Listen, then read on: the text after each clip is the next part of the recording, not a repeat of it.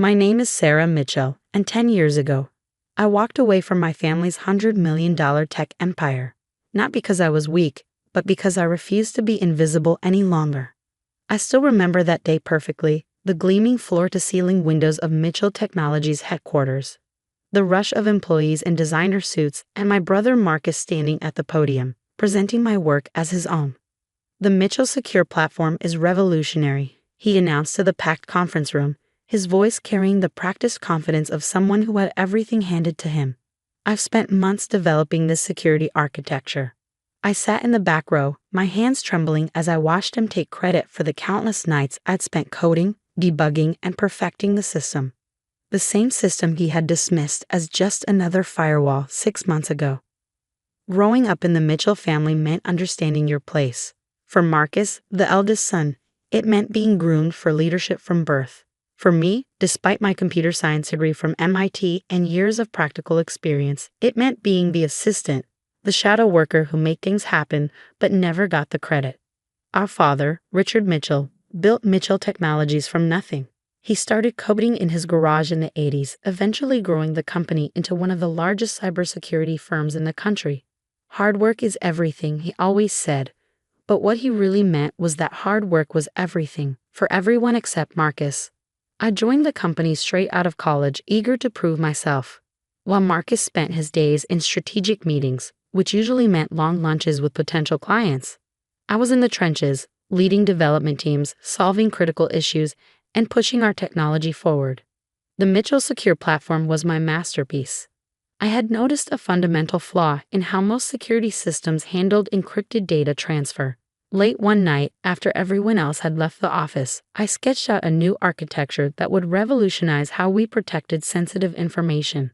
For 6 months, I worked tirelessly. My team and I built prototypes, ran thousands of tests, and refined the system until it was perfect.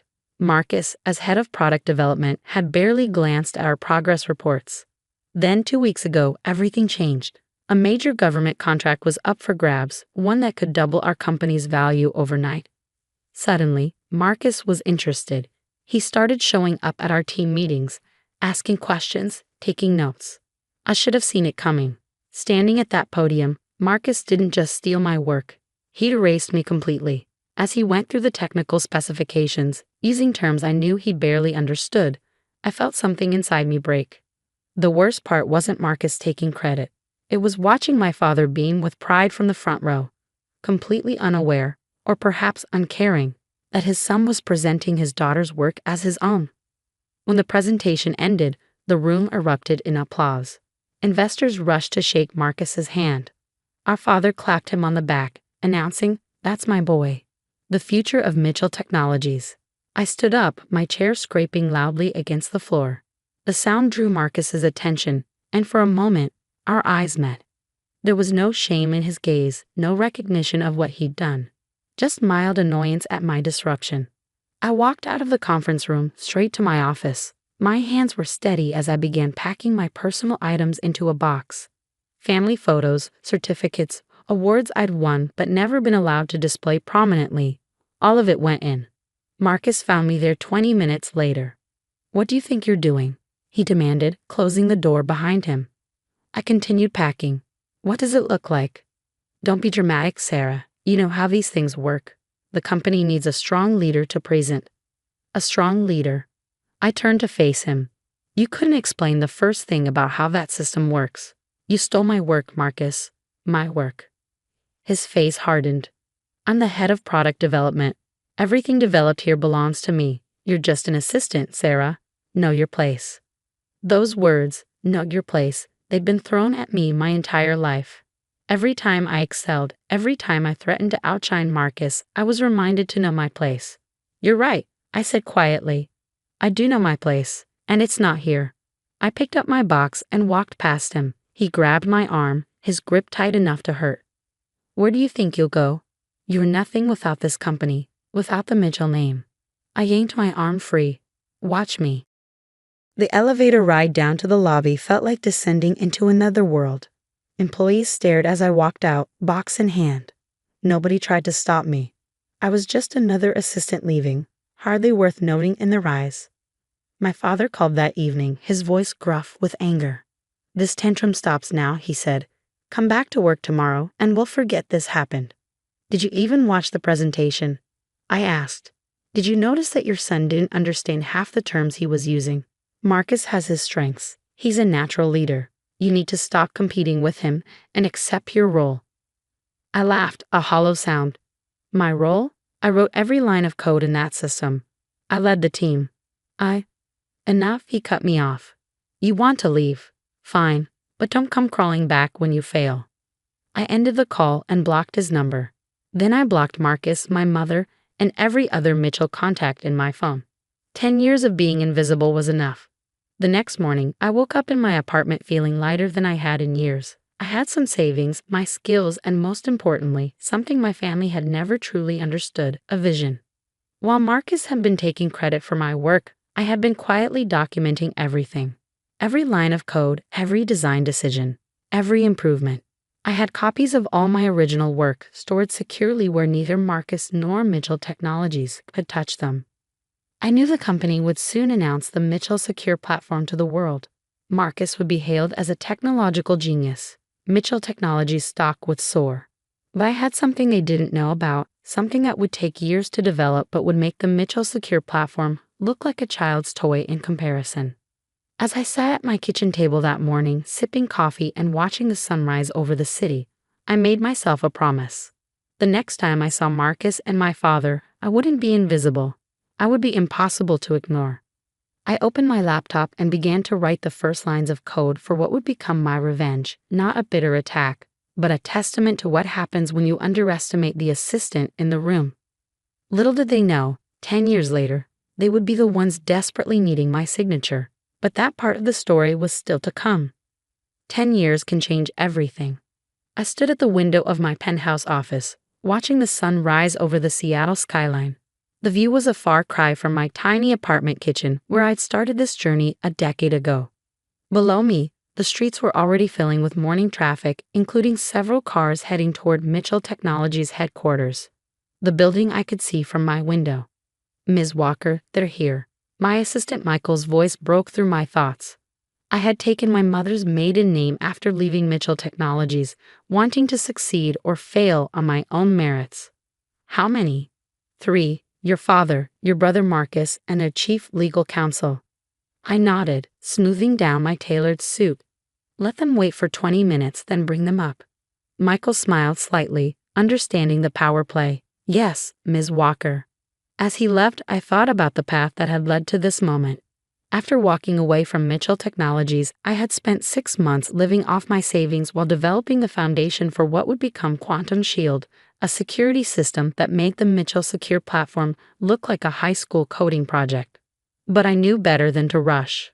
I'd watched my father build his empire, seen his mistakes and his successes. Instead of immediately launching my own company, I spent 2 years working as a security consultant for major tech firms, building connections and studying the industry from the inside. Every night, I worked on Quantum Shield, while Marcus was appearing in tech magazines as the genius behind Mitchell Secure. I was quietly revolutionizing how digital security worked.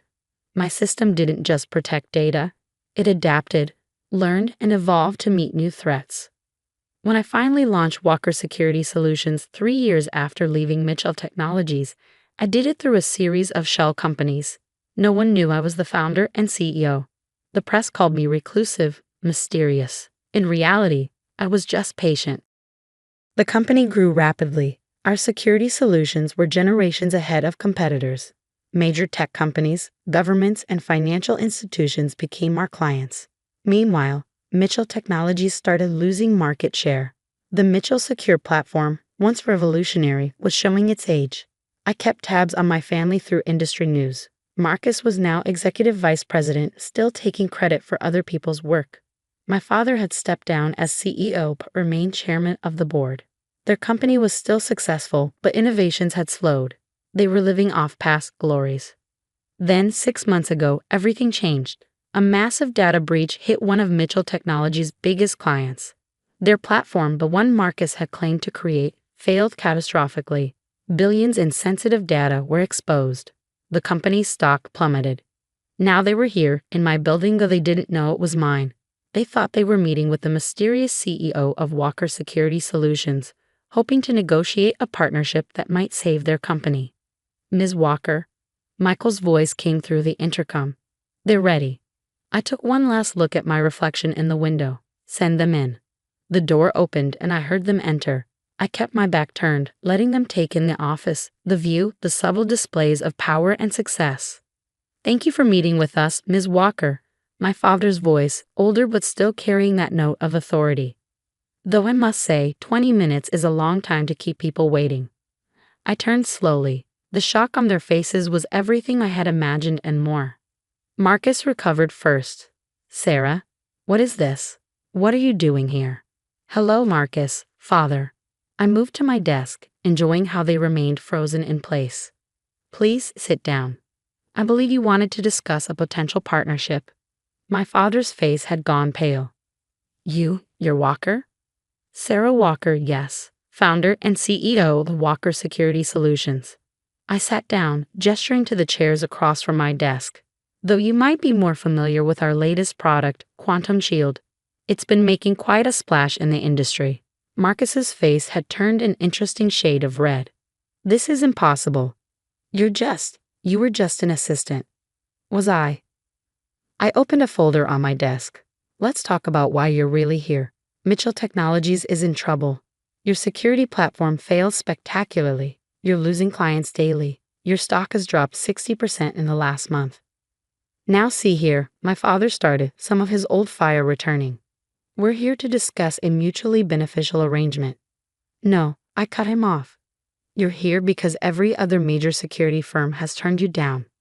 You need our technology to survive, and you know it. I pulled out a document and slid it across the desk. This is our offer. Walker Security Solutions will acquire Mitchell Technologies for 40% of its current market value. All existing employees will be retained except for upper management.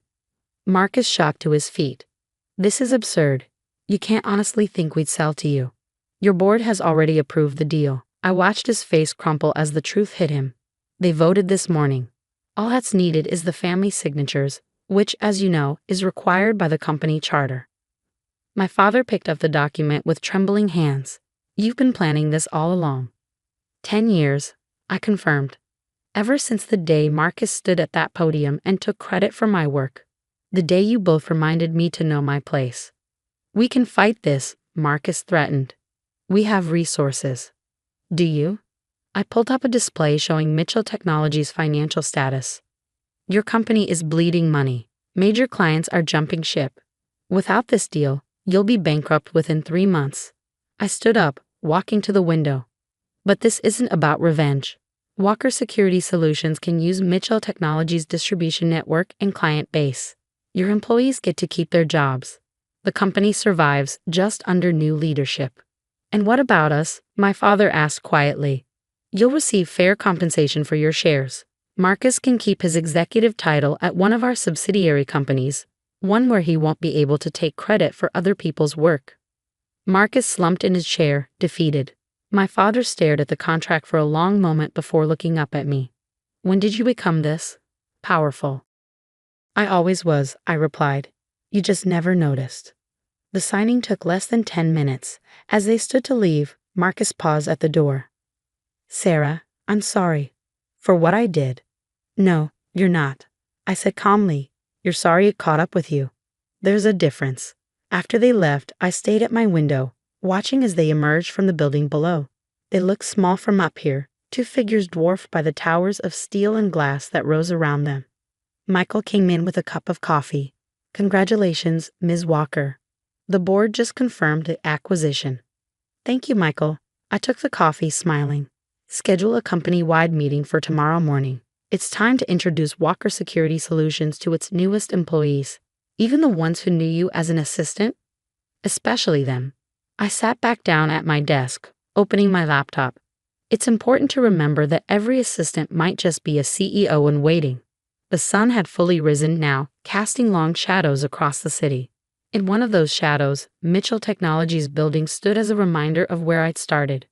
By next week, the sign would change to Walker Security Solutions. Sometimes the best revenge isn't about destroying your enemies.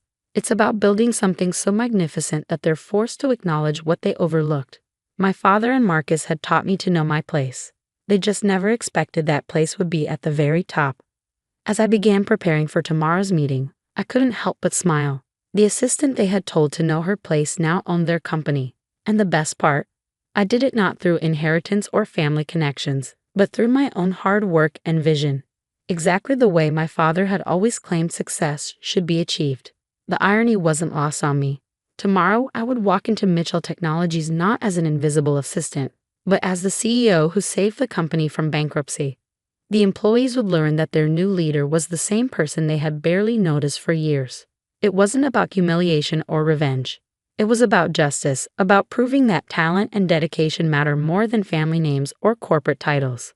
And maybe, just maybe, some other overlooked assistant would see my story and realize that being underestimated could be the greatest advantage of all. After all, no one watches their step when they think you're invisible. And sometimes, the person they refuse to see becomes the person they can't ignore.